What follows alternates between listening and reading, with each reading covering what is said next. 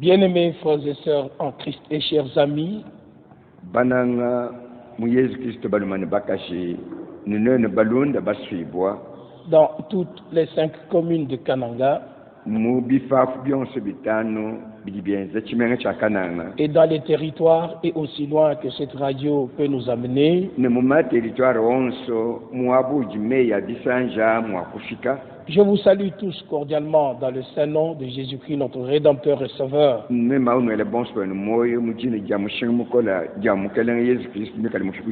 C'est toujours un privilège pour moi de partager la sainte et parole de Dieu dans ce temps spécial que nous vivons, le temps où les prophéties bibliques s'accomplissent, le temps où le monde entier souffre les douleurs de l'enfantement,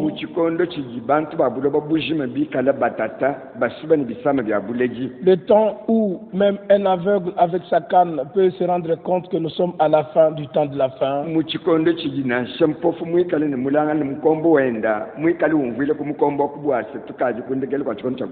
Et pour cela, nous utilisons l'Ancien et le Nouveau Testament. Parce que cette émission est directement attachée au ministère apostolique et prophétique de la Bible.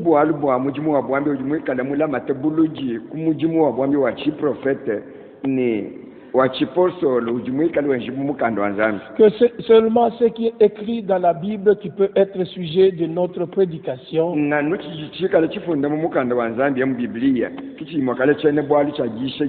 Il y a beaucoup de bons livres dans le monde, mais un seul livre a le sceau de Dieu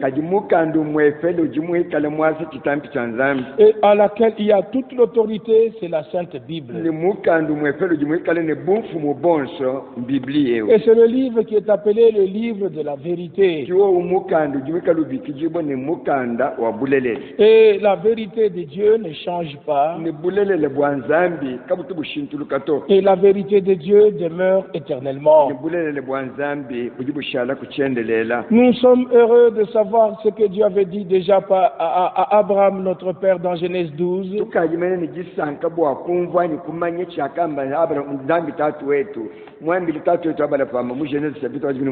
Que toutes les nations de la terre seront bénies en toi. Et quand nous arrivons dans le Nouveau Testament, dans Galates chapitre 3, il nous est dit au verset 14, afin que la bénédiction d'Abraham eut pour les païens son accomplissement en Jésus-Christ, et que nous ressuscions par la foi l'Esprit qui avait été promis. Et tout ce qui avait été promis dans les Saintes Écritures trouve leur accomplissement. De même qu'il en était à la première venue du Seigneur,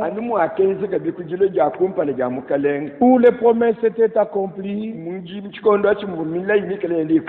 et avant son retour, les promesses qui sont déterminées pour cet âge s'accomplissent également.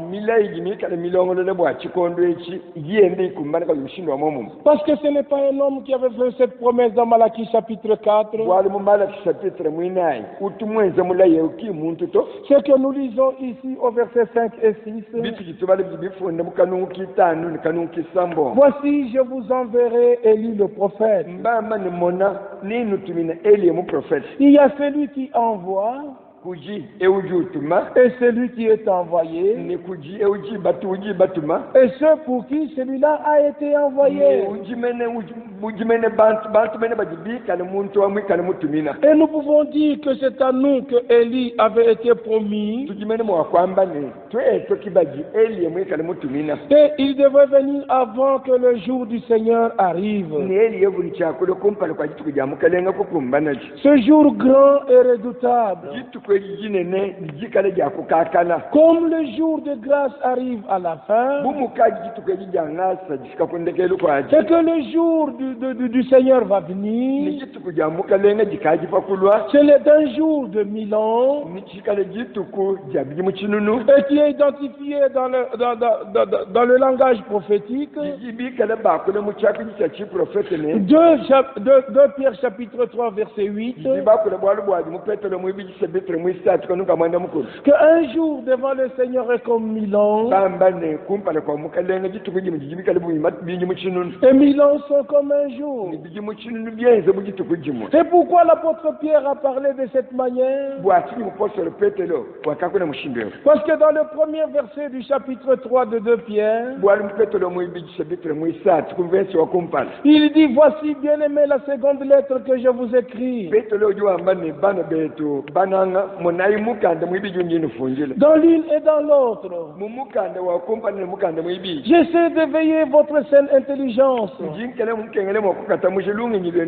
afin que vous vous souveniez toujours des choses annoncées d'avance par les saints prophètes d'autrefois, et du commandement de notre Seigneur, enseigné par vos apôtres. Vous vous souveniez toujours des choses annoncées par les prophètes, et du commandement de notre Seigneur, enseigné par vos apôtres. Et juste après, il y parle de moqueurs qui viendront et qui diront, où est la promesse de son retour? Depuis le temps de nos pères, le monde est toujours ce qu'il est. Si les moqueurs posent la question, où est la promesse de son retour? Mais la réponse est toujours dans la parole de Dieu. Au verset 9 du même chapitre, Dieu ne tarde pas dans l'accomplissement de la promesse, mais Dieu use de patience afin que personne ne périsse, mais que tous arrivent à la repentance. La patience de notre Dieu est votre salut. Chers auditeurs, ne résistez pas dans votre cœur. Ceci, c'est le dernier appel de Dieu. Que chacun puisse abandonner sa voie et qu'il retourne à Dieu et à sa parole. Dieu ne nous a pas promis des religions parce qu'il y en a plusieurs dans le monde. Mais Dieu était en Christ, réconciliant le monde avec lui-même. Et avant que Christ ne revienne, comme nous le lisons ici dans Malachie 4, avant le jour du Seigneur, le jour grand et redoutable, il ramènera le cœur des pères à leurs enfants et le cœur des enfants vers leur père. Parce que Jean-Baptiste est venu au début du jour des grâces, avant que le jour des grâces ne commence. Et il fut dit à Zacharie, son papa, dans Luc chapitre 1, verset 17, il marchera devant Dieu avec l'esprit et la puissance d'Élie. Pourquoi est-il écrit, il marchera avec l'esprit et la puissance d'Élie? Parce que la première partie de ce que nous avons lu dans Malachie chapitre 4 était accomplie dans son ministère.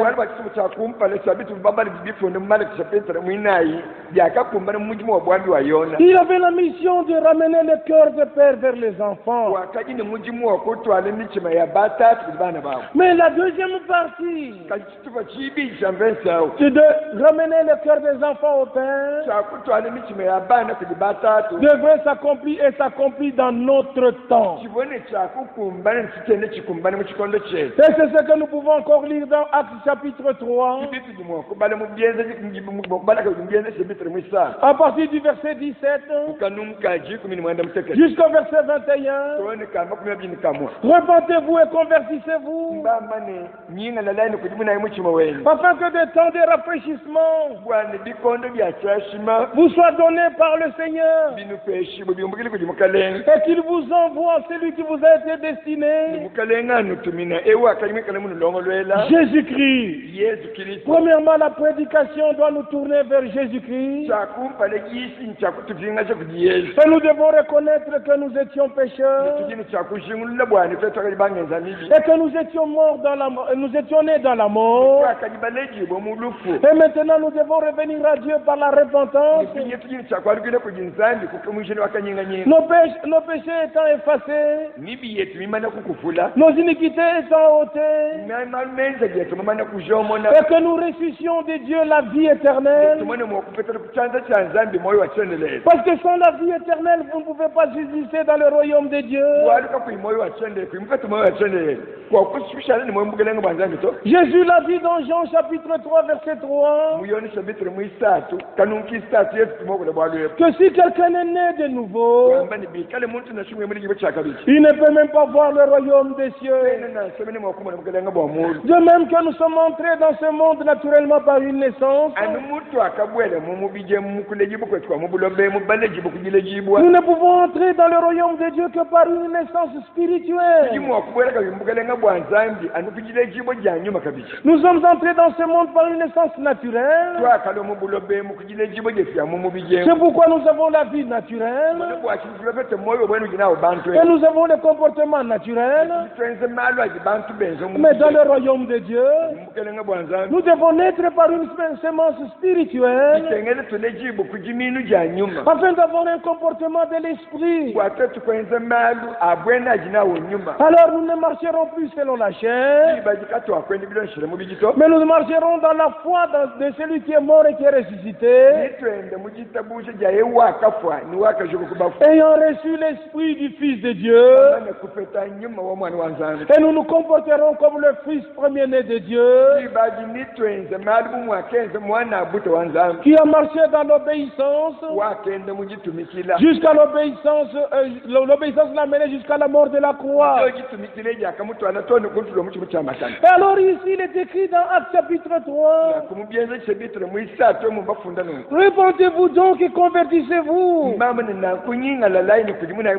pour que vos péchés soient effacés, afin que de temps de rafraîchissement vienne de la part du Seigneur, et qu'il envoie celui qui vous a été destiné, Jésus-Christ, que le ciel doit recevoir jusqu'au temps du rétablissement de toutes choses, dont Dieu a parlé anciennement par la bouche de ses saints prophètes.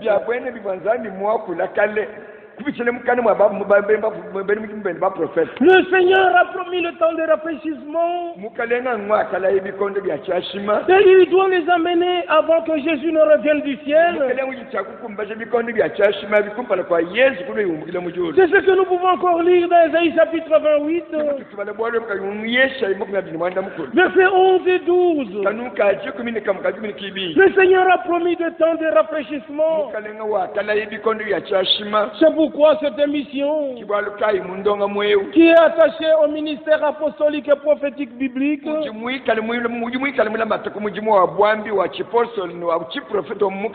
n'est valable pour notre foi que ce qui est déjà déterminé dans l'Ancien et le Nouveau Testament. Et il est écrit dans Actes chapitre 2, au verset 42, tous ceux qui avaient écouté la prédication de Pierre, l'homme de la première heure, sous l'inspiration du Saint-Esprit, et dont les cœurs étaient touchés, ils pouvaient croire dans cette prédication que Christ est mort pour nos péchés. Par cela que Pierre pouvait leur dire, et c'est ce que nous vous disons encore ce jour, repentez-vous, convertissez-vous et faites-vous baptiser au nom du Seigneur Jésus-Christ pour le pardon de vos péchés et vous recevrez le don du Saint-Esprit. Et le Saint-Esprit, comme Jean-Baptiste l'avait dit dans Matthieu chapitre 3, moi je vous baptise d'eau, mais celui qui vient après moi vous baptisera du Saint-Esprit et de feu. Moi je ne suis même pas digne de délier la courroie de ses souliers. Nous vous prêchons Christ crucifié et ressuscité et qui revient bientôt, et que quand vous croyez, toutes les promesses qui sont liées au salut sont pour vous. Ce ne sera pas simplement la repentance que vous allez expérimenter. Non, vous ne pouvez pas simplement vous arrêter à la repentance. Vous n'allez pas vous arrêter simplement au baptême d'eau. Vous devez avancer jusqu'au baptême du Saint-Esprit. Vous devez avancer jusqu'au temps du rétablissement de toutes choses. Vous devez avancer jusqu'à ce que la dernière pluie vienne du ciel. Comme il est écrit dans Zacharie 10, verset 1. Demandez la pluie au temps de la pluie. Il vous donnera la pluie de la première et de l'arrière-saison. Et dans Jacques chapitre 5, au verset 7, soyez patients, frères, comme le laboureur qui cultive, qui travaille. Il attend le précieux fruit de la terre jusqu'à ce qu'il ait reçu les fruits de la première et de l'arrière-saison. Vous aussi soyez patients jusqu'au retour du Seigneur. Avant que le Seigneur ne revienne, une forte pluie de l'Esprit doit tomber sur les semailles qui sont déjà dans le champ.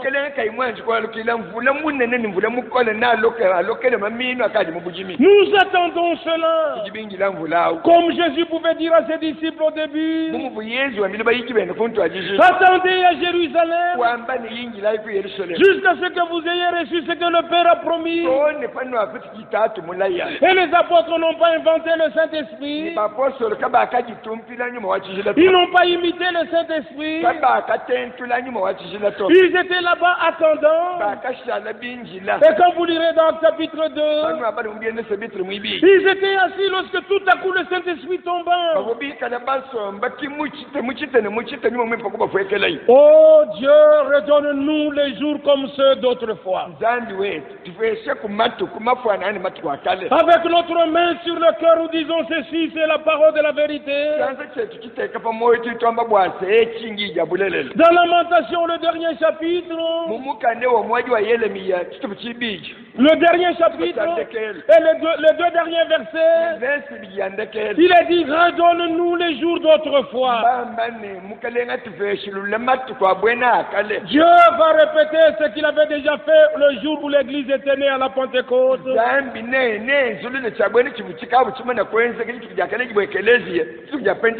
Et avant l'enlèvement de l'église de la terre,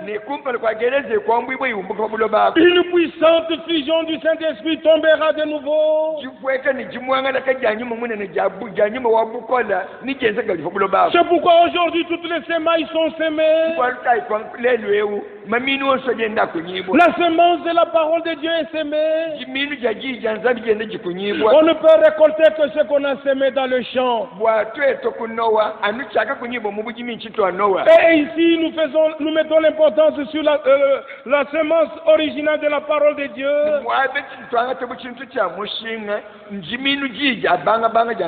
Sans falsification, sans ajout, Rien que la parole originale va produire des fils et des filles de Dieu comme au commencement. Vous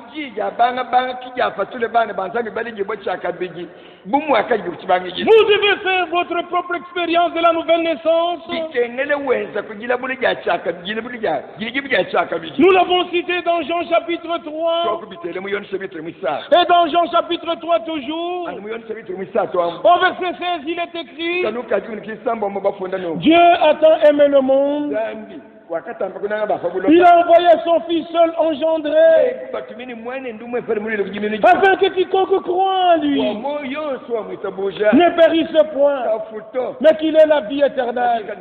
La vie éternelle, tu ne peux la recevoir que lorsque tu es né de nouveau. Elle ne peut vivre éternellement que celui qui a reçu la vie éternelle. Ici, il n'y a pas la place de la religion. Ici, il n'y a pas la place du christianisme. Mais tel que le Fils premier-né était engendré par l'Esprit, selon la promesse du psaume 2, verset 7, il est dit: Tu es mon fils, voici je publierai le décret. Tu es mon fils, je t'ai engendré aujourd'hui. Et au verset 12 de psaume 2, il a dit: Baisez le Fils. C'est dans le Fils que Dieu nous a accordé la vie éternelle. Et nous devons tous reconnaître que nous étions séparés de Dieu. Aucune philosophie ne pouvait nous ramener à Dieu. Le christianisme ne pouvait pas nous ramener à Dieu. Les religions ne pouvaient nous amener à Dieu. Rien, alors rien dans ce monde ne pouvait nous ramener à Dieu. C'est seulement au travers du sacrifice du Fils de Dieu sur le bois du Calvaire que nous avons été ramenés à Dieu. Chaque religion, chaque communauté chrétienne promettent le salut. Mais c'est une fausse espérance. Le salut n'est pas dans les religions, le salut n'est pas dans les communautés. Mais comme il est écrit dans 1 Jean chapitre 5, celui qui a la vie éternelle était dans le Fils de Dieu. Et celui qui a le Fils, il a la vie éternelle. Un seul sur la terre pouvait dire: Je suis le chemin, je suis la vérité, je suis la vie, je suis la résurrection. Et avant qu'Abraham fût, je suis. Il est celui qui avait parlé à Abraham. Il est celui qui descendait dans le jardin d'Éden pour parler à Adam et Ève. Il est celui qui avait parlé à Moïse. Mais là, il était dans le corps spirituel. Mais pour nous ramener à Dieu, il fait la promesse dans Ésaïe 35.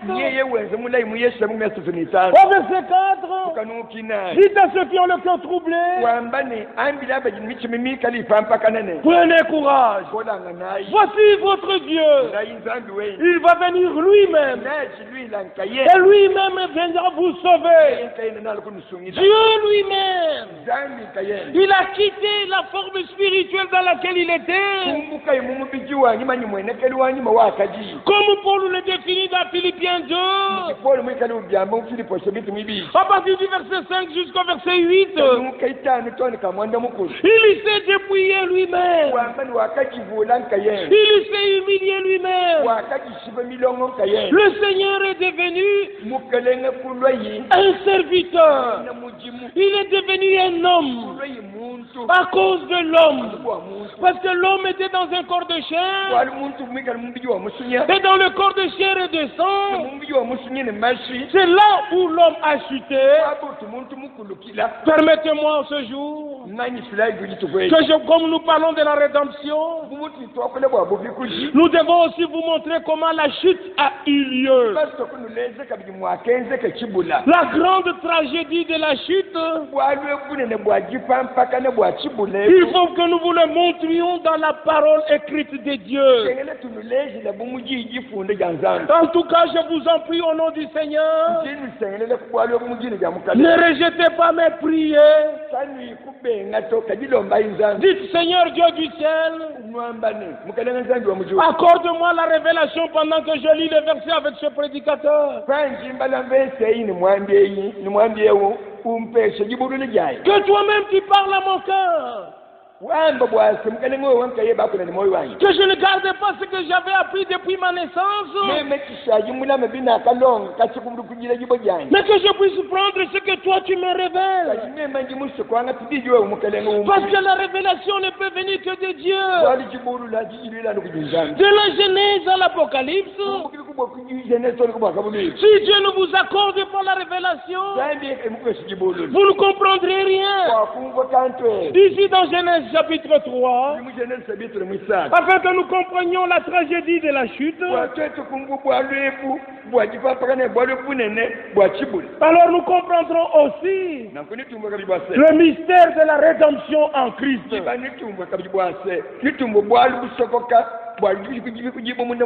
Ici dans Genèse 3, premier verset d'abord,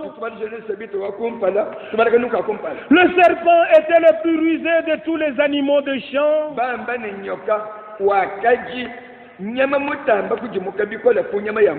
Que le Seigneur Dieu avait fait. Il dit à la femme, croyez comme c'est écrit. Le serpent parlait parce qu'ici il dit à la femme. Comme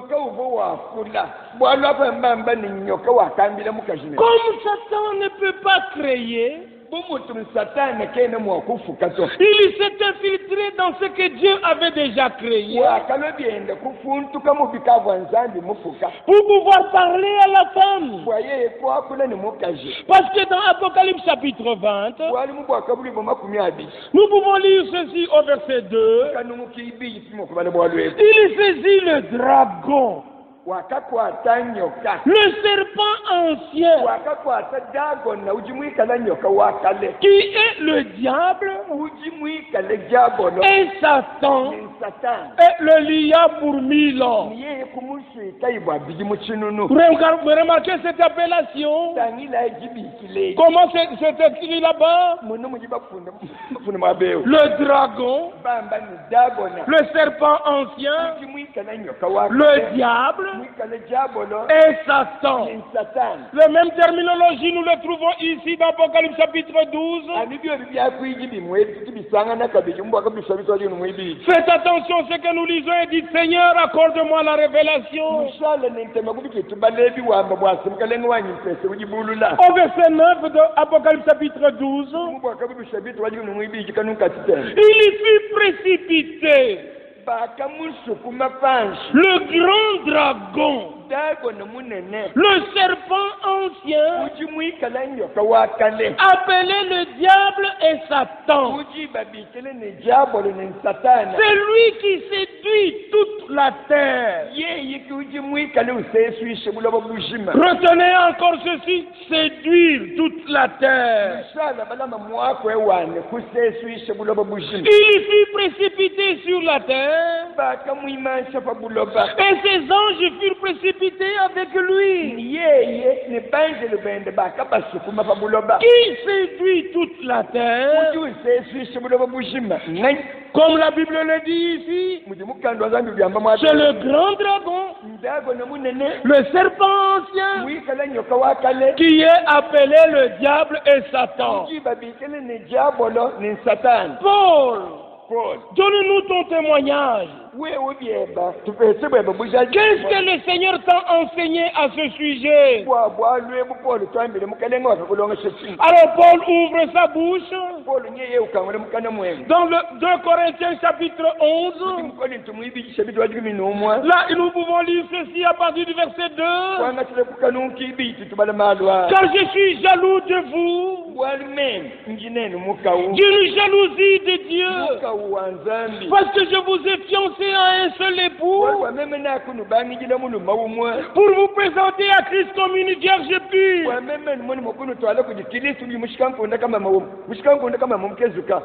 S'il vous plaît, prêtez oreille. Que Dieu vous accorde la révélation et que le voile sur votre cœur puisse tomber et que les écailles qui sont sur vos yeux puissent tomber. Verset 3. Toutefois, de même que le serpent séduisit Ève par sa ruse, il l'a séduit par sa ruse.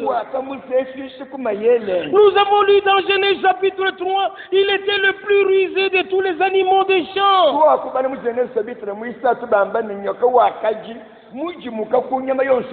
Alors nous avons compris en lisant les passages de l'Apocalypse. C'est le serpent qui est entré dans le diable qui est entré dans l'humanité.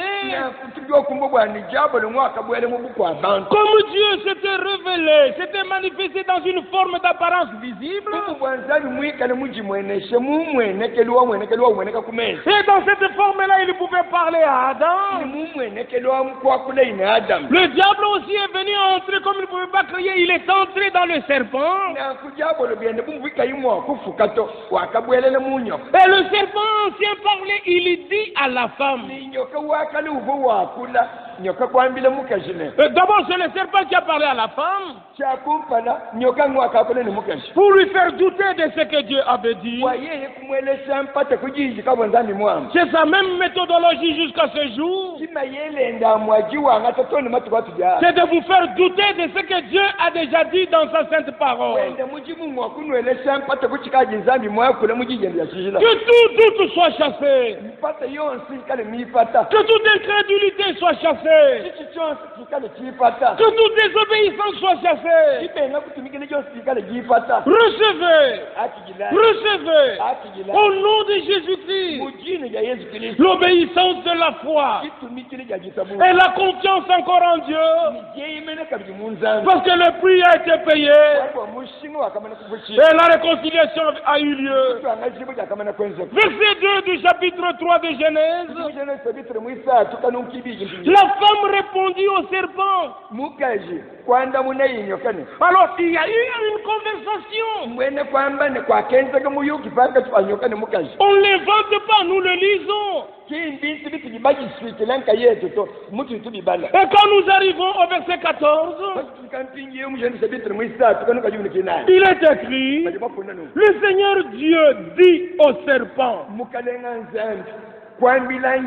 Faites attention. À qui le Seigneur s'adresse-t-il?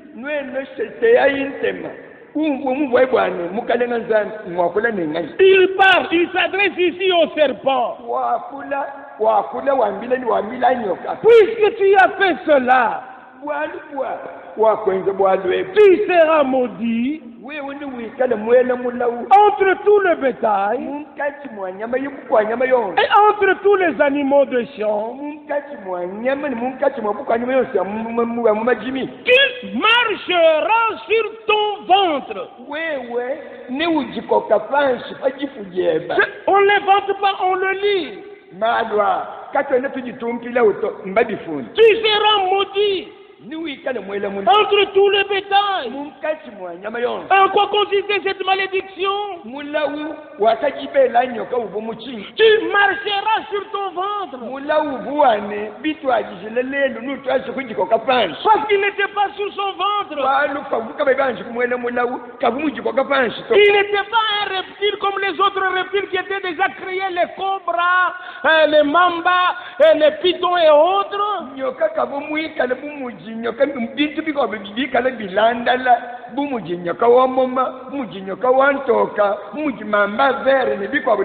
Ça vous pouvez le lire, les reptiles étaient déjà là. Mais ce serpent ici, lui, marchait comme tu marches, comme je marche.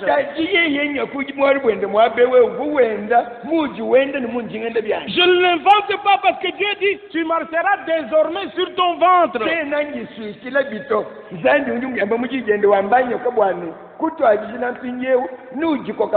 La position dans laquelle il était en entraînant Ève dans sa chute,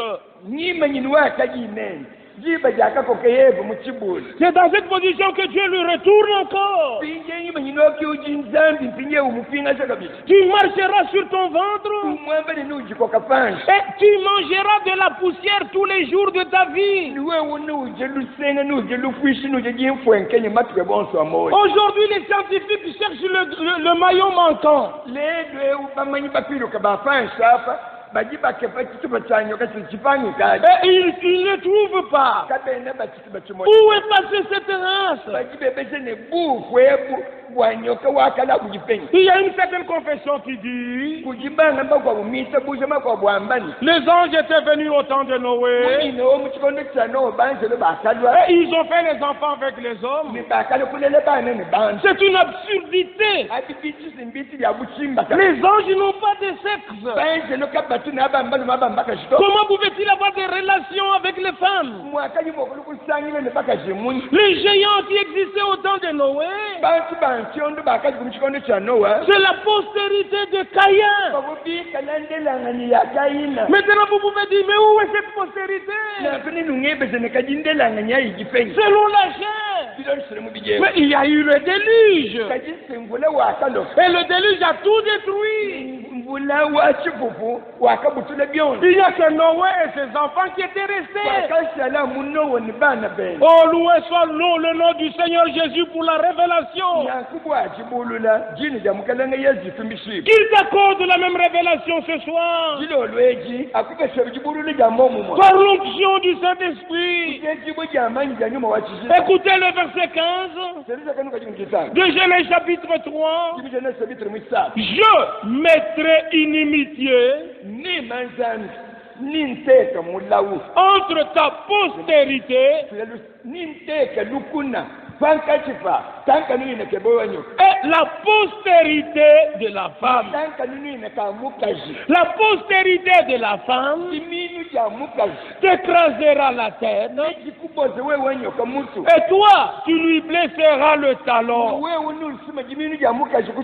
Parce que l'ennemi était déjà là, c'est pourquoi Dieu a mis l'inimitié. Il a fait sortir Ève de l'influence de Dieu pour la placer sous son influence. Il a enlevé Ève sous la volonté de Dieu pour la placer sous sa volonté. C'est ce qu'il fait toujours pour que nous ne soyons pas dans la volonté de Dieu. Il veut dominer sur nous. Heureusement que le Fils de Dieu est venu. Il est né de la postérité de la femme. Retenez encore ce mot postérité, ça veut dire sémence. Regardez déjà, il y a la postérité de la femme et il y a la postérité du serpent. C'est ce que nous lisons, on ne l'invente pas. La postérité de la femme t'écrasera la tête et tu lui blesseras le talon. C'est là il y a Golgotha. Lorsqu'il a planté le guillon de la mort dans son talon. Et le Seigneur est mort à Golgotha. Là il a porté nos péchés. Tout ce qui était sur lui, il a porté sur lui. Et tout ce qui était sur lui, il l'a mis sur nous. Ce qui était de nous, il l'a porté. Lui qui était né par l'engendrement de l'esprit. Il Il était totalement saint. Son sang était saint. Sa vie était sainte. Son corps était saint. Tout en lui était saint. Mais à cause de tes péchés et de mes péchés, il a pris notre place à Golgotha. Et il s'est écrié, tout est accompli. Et il a rendu l'esprit. Alors l'aiguillon de la mort est resté sur lui. Regardez, quand une abeille t'a piqué, il t'a laissé son dard. Maintenant il peut piquer d'autres personnes. Ça ne peut rien leur faire. Parce que le dard est déjà laissé quelque part. C'est pourquoi tous les vrais enfants de Dieu, les enfants de la promesse, ne craignent plus la mort. Jésus est mort à notre place. Il est ressuscité pour notre justification. Sa résurrection est la garantie de notre résurrection. Son ascension au ciel est la garantie de notre enlèvement. Oh, loué soit le nom du Seigneur. Aussi vrai qu'il est mort à Golgotha, aussi certainement vrai que tes péchés, mes péchés ont été pardonnés. Acceptez-le. Regardez, il y a une naissance là-bas avec Ève.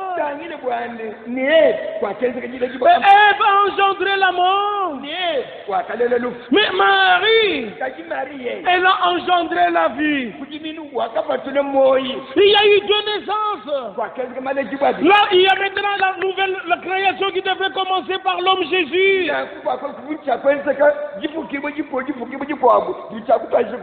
Afin que vous le voyez encore, cette notion de postérité ou de semence, ne lisons-nous pas dans la Bible? Et dans la Bible, nous sommes informés dans Matthieu 1, verset 1. Généalogie ou descendance. Généalogie de Jésus-Christ,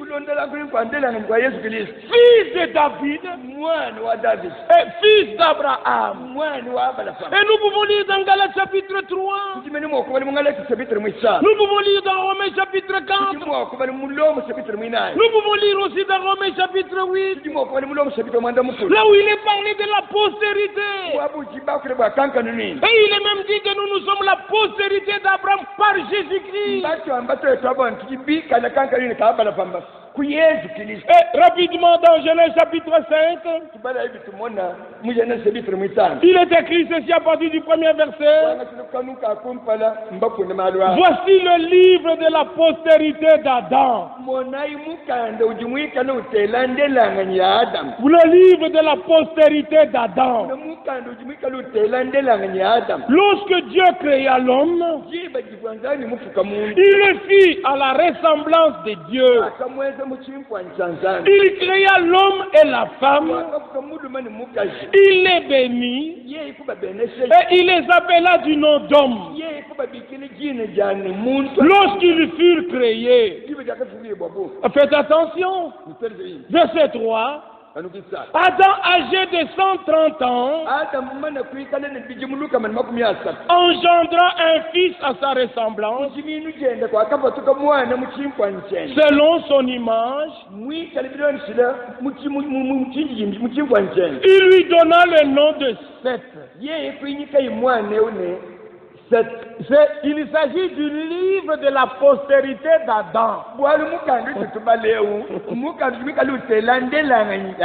Et on dit Adam engendra Seth. bajiba funda bamane kujiminu jende wakalele mwana mufwana nende jine jende mais pourquoi on ne cite pas Caïn? C'est la Bible qui nous donne l'information. Adam engendra Seth. Mais il ne parle pas de Caïn. Alors tu pourras me dire, mais prédicateur, attends un peu, mais Abel. Mais Abel était tué par Caïn. Il n'avait pas donné une semence, une progéniture. C'est pourquoi on ne le cite pas là. Que puisse le Dieu du ciel vous accorder la révélation. Satan a voulu cacher cette vérité et tourner tout le monde dans la farine. Mais Dieu avait promis qu'avant le retour de Christ, tous les mystères cachés de la Bible devraient être révélés. William Branham n'a pas inventé ça, il l'a lu dans la Bible, comme je vous le lis. Et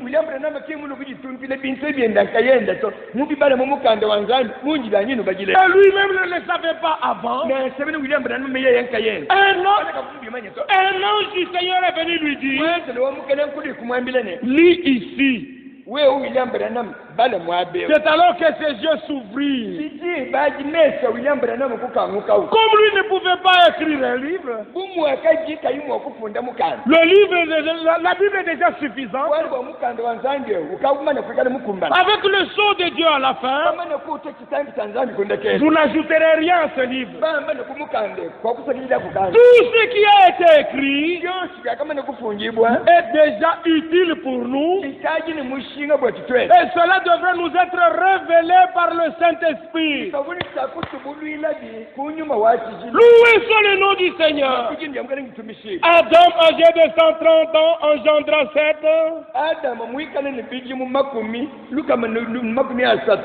Et quand nous lisons un peu plus loin, au verset 6, Seth âgé de 105 ans engendra Enoch.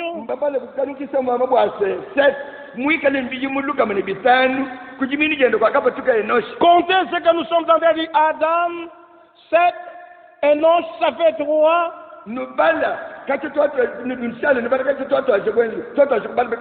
Adam, Seth, Enoch. Et maintenant nous lisons au verset 9.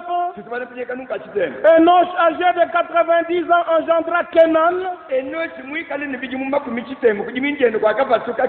C'est 4. Et puis nous lisons au verset 12. Kenan, âgé de 70 ans, engendra Mahalaël.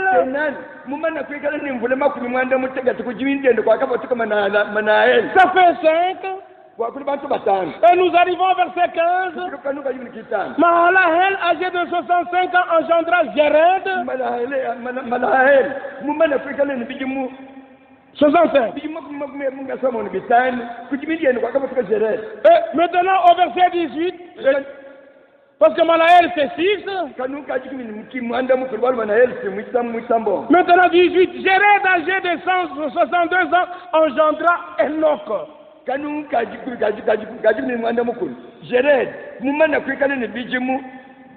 62 ans. 162 ans. Engendra Enoch.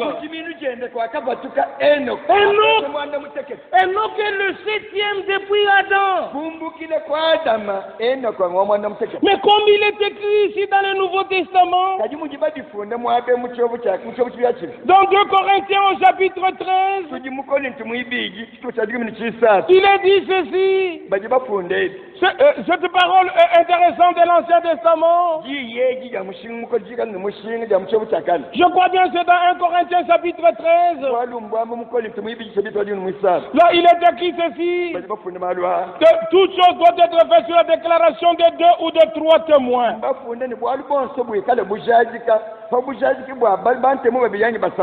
nous avons pris le premier témoin dans Genèse chapitre 3, Et Genèse chapitre 5. Le livre de la postérité d'Adam. Nous voyons Adam, Seth, Enoch, Kenan, ainsi. Et Enoch est le 7e. Maintenant, quand nous prenons dans 1 Chronique, et nous voyons un deuxième témoignage, dans 1 Chronique, au chapitre 1er, écoutez, Adam 1, 7, 2, Enoch 3,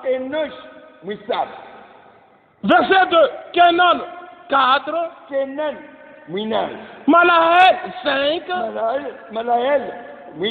Jéred 6, verset 3, Enoch 7e. Oh, c'est l'Ancien Testament. Mais nous lisons aussi dans le Nouveau Testament. Nous sommes dans Jude. Jude n'a qu'un seul chapitre. Et Jude écrira ceci après qu'il ait eu la révélation par le Saint-Esprit. Et il fait ces déclarations puissantes. Au verset 14, c'est aussi pour eux qu'Enoch, le 7e depuis Adam,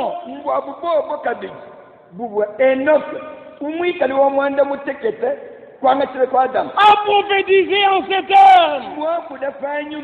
Voici le Seigneur est venu avec ses saintes Myriam. Enoch a marché avec Dieu. C'est ce que nous lirons dans Hébreux chapitre 11. Il a marché avec Dieu. Et avant son enlèvement, il reçut le témoignage qu'il était agréable à Dieu. Il fit enlever lui le 7e après Adam. C'est ce que vous pouvez lire dans Hébreux chapitre 11. Là, et cela est écrit au verset 5 et au verset 6. C'est par la foi qu'Enoch fut enlevé pour qu'il ne vit point la mort. Et il ne parut plus. Parce que Dieu l'avait enlevé. Quand, avant son enlèvement, il avait reçu le témoignage qu'il était agréable à Dieu. Or, sans la foi, il est impossible de lui être agréable. Car il faut que celui qui s'approche de Dieu croie que Dieu existe et que Dieu est le rémunérateur de ceux qui le cherchent. C'est pourquoi dans ce 7e âge de l'Église, Dieu a envoyé un messager pour que la foi qui était au commencement soit restaurée et que nous puissions être agréables à Dieu avant notre enlèvement. Puisses-tu être agréable à Dieu? C'est de croire dans la parole de la promesse pour aujourd'hui. Laisse-toi être sanctifié par la vérité. Comme Jésus a déclaré dans Jean 17, 17. Sanctifie-les par ta vérité. Ta parole est la vérité. Voilà la vérité sur la tragédie de la chute. Et pourquoi Jésus devait naître par une vierge? C'est pour nous racheter de cette mauvaise posture. Il y a eu un péché au commencement, un péché de relation qu'il y a eu entre le serpent et Ève.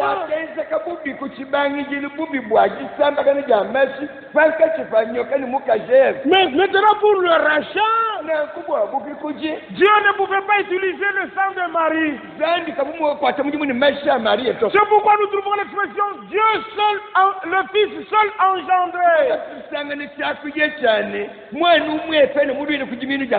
Seul, tout venait de Dieu. Et Marie pouvait dire, je suis la servante du Seigneur.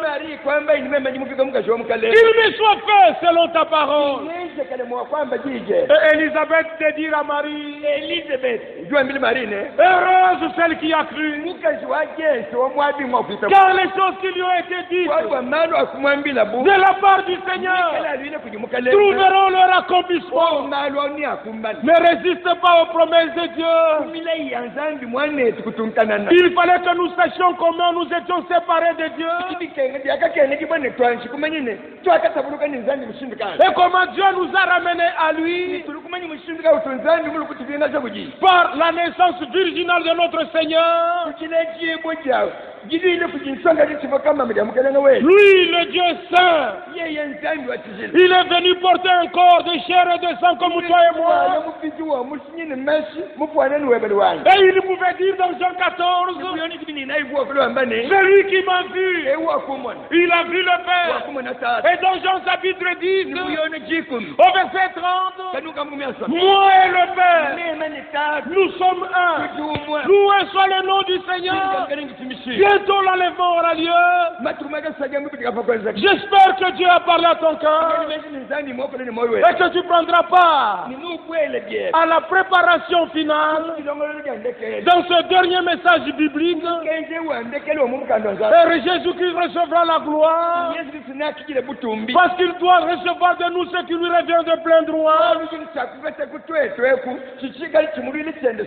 Et nous devons recevoir de lui ce qui nous revient de plein droit. Qu'il vous accorde à vous tous qui vous repentez le plein pardon de Dieu. Qu'il vous accorde à tous la vraie conversion à Dieu et non pas une église.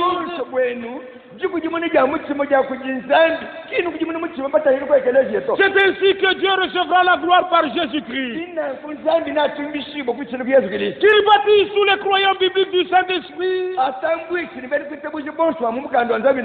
Et par le Saint-Esprit, nous puissions former un même corps solide.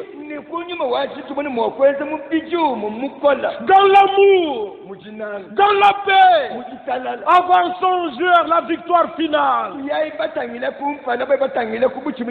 Satan est déjà vaincu. Les interprétations sont vaincues. Les religions sont vaincues. Christ est vainqueur. Soyez vainqueurs avec Christ. Parce que dans Jean chapitre 16, le dernier verset, comme j'ai vaincu, vous avez déjà vaincu. Que Dieu réponde à votre prière, à votre attente. Cherchez premièrement le royaume des cieux et la justice de Dieu. Toutes choses sur la terre, ne vous inquiétez même pas. Dieu sait de quoi nous avons besoin.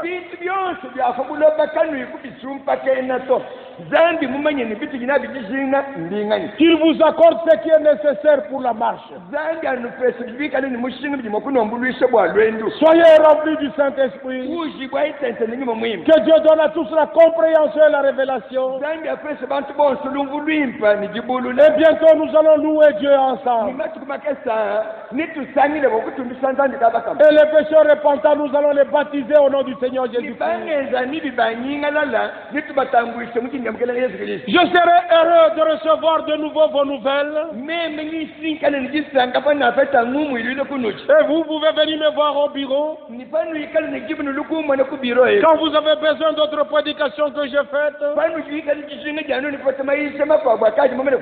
amenez votre carte mémoire. Amenez votre flash disque.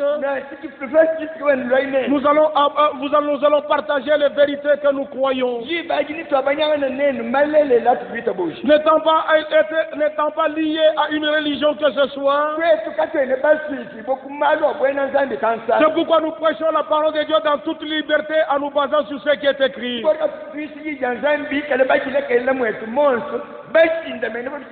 Nous sommes reconnaissants de ce que Dieu a envoyé William Branham. Et que par lui les mystères puissent être dévoilés.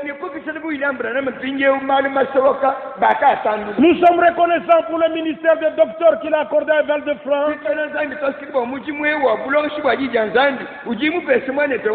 Par ce ministère, nous comprenons correctement le ministère de William Branham. Et le but pour lequel le Seigneur a envoyé son prophète. Et nous sommes reconnaissants parce que Luc 10, verset 16 s'accomplit aussi.